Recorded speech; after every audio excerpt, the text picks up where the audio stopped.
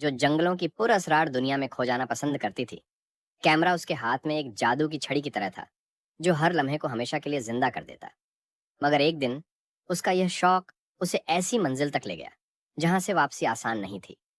यह सब एक दोपहर शुरू हुआ जब अनन्या एक घने जंगल में घुस गई। हरियाली, जंगली जानवरों की आवाजें और अनजाने पेड़ों की छांव उसे अपनी तरफ खींच रही थीं। वह एक दुर्लभ परिंदे की तस्वीर लेने के चक्कर में इतनी आगे निकल गई कि रास्ता भूल गई। शाम ढलने लगी, आसमान बादलों से भर गया और अचानक तेज बारिश बरसने लगी। बूंदें कुछ ऐसी गिर रही थीं जैसे आसमान टूट पड़ा हो। अनन्या के कपड़े भीग गए, उसके बाल चिपक गए और ठंड उसके जिस्म की हड्डियों तक उतर आई। वह कांप रही थी, दांत बज रहे थे। जंगल का हर कोना अब अजनबी और खौफनाक लगने लगा। बारिश तेज से तेज होती गई। अनन्या ने चारों तरफ देखा, मगर कहीं कोई पनाह न मिली। सर्द हवाओं ने उसका जिस्म सुन्न कर दिया। तभी उसने कुछ दूर एक पुरानी झोपड़ी देखी नजर आई। वह जर्जर लग रही थी, लेकिन उस वक्त वह सुरक्षा से कम नहीं थी। अनन्या तेजी से दौड़ी और झोपड़ी के अंदर घुस गई। अंदर का मंजर और भी उदास था। झोपड़ी खाली थी, सिर्फ एक पुरानी चारपाई पड़ी हुई थी और एक टेबल पर धूल भरी बोतल रखी थी। कोई इंसान नहीं, कोई जानवर नहीं, सिर्फ हवा की सनसनाहट और बाहर की बारिश की आवाज। अनन्या ठंड से कांप रही थी।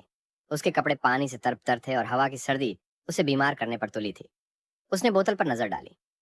वह पुरानी और अजीब लग रही थी, जैसे सदियों से वहीं रखी हो। जिज्ञासा ने उसे बोतल उठाने पर मजबूर कर दिया। जैसे ही उसने बोतल को छुआ, वह चमकने लगी। अनन्या को लगा कि शायद यह कोई कीमती चीज है, कोई प्राचीन कलाकृति। उसने बोतल को थोड़ा साफ किया और अचानक बोतल से धुआं निकलने लगा। धुआं घुमावदार आकार लेते हुए एक विशाल काया में बदल गया। वह एक जिन्न था, लंबा, शक्तिशाली, आंखें चमकदार और आवाज गूंजदार।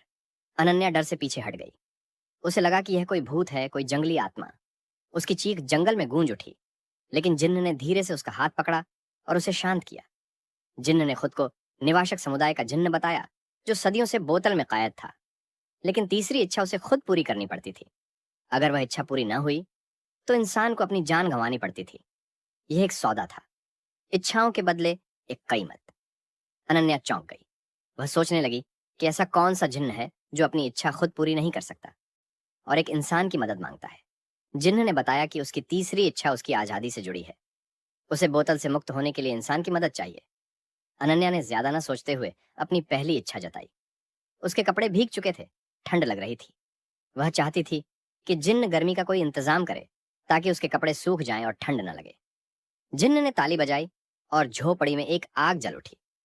लपट्टें नाचने लगीं, गर्मी फैलने लगी।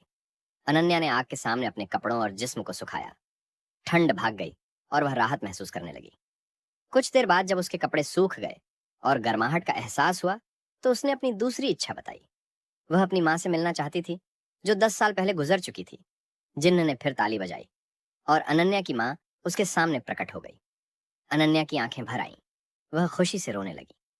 दोनों ने एक दूसरे को गले लगाया। अनन्या ने माँ को बताया कि यह सब जिन्न की शक्तियों का कमाल है। उन्होंने पुरानी यादें ताज़ा की, हंसी मजाक किया, दुख सुख बांटे। समय बैठता गया और अचानक जिन्न ने कहा कि समय खत्म हो गया। अनन्या ने पूछा, क्या मतलब? जिन्न ने बताया कि उसने मिलने का समय नहीं मांगा था, इसीलिए नियम के अनुसार सिर्फ आधा घंटा ही दिया गया था। अब माँ वापस चली जाएगी। अनन्या उदास हो गई। उसने माँ को गले लगाया और माँ गायब हो गई। अब अनन्या सतर्क हो गई। उसे लगा कि आगे की इच्छाएं सोच समझकर मांगनी होंगी। लेकिन जिन्न ने उसे याद दिलाया कि उसकी दोनों इच्छाएं पूरी हो चुकी हैं, पूरी हो चुकी हैं।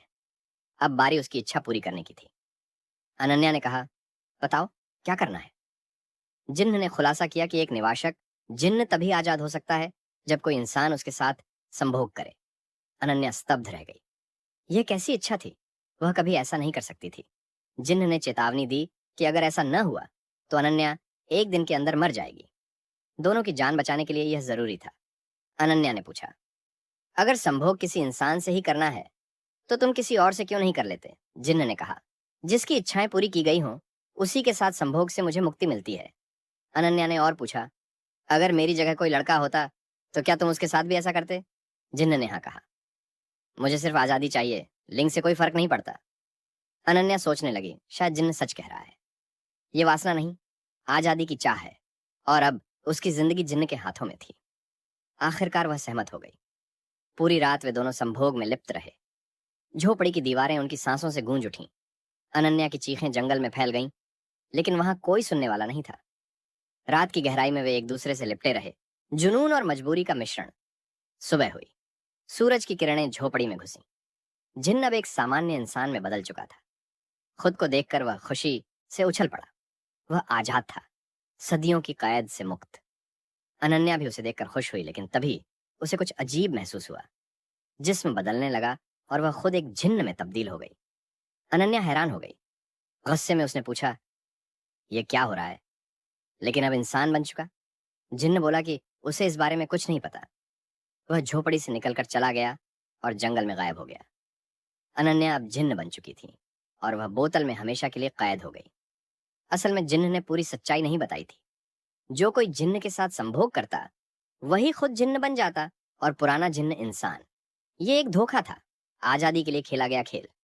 अब अनन्या तभी आजाद होगी जब कोई उसे बोतल से निकाले और उसकी इच्छा पूरी करे। लेकिन कहानी यहीं खत्म नहीं होती।